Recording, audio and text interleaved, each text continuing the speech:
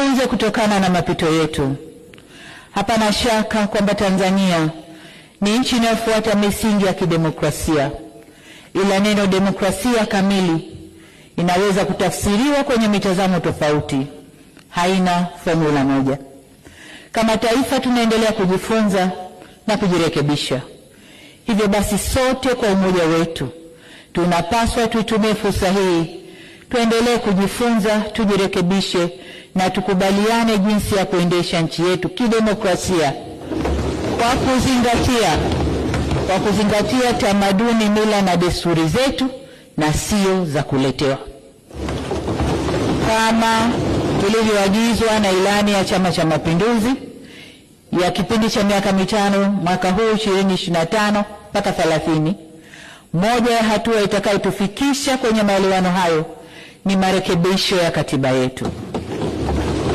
Serikali imeahidi kuanza kulifanyia kazi suala la mabadiliko ya katiba ndani ya siku 100 za muhula wa pili wa awamu ya 6 kwa kuanza na tume ya usuluhishi na maelewano.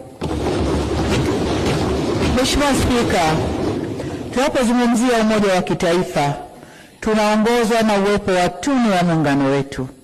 Hivyo basi kuhudumisha, kuimarisha na kuenzi muungano wetu kutaendelea kwa kipaumbele cha serikali tunayoiunda.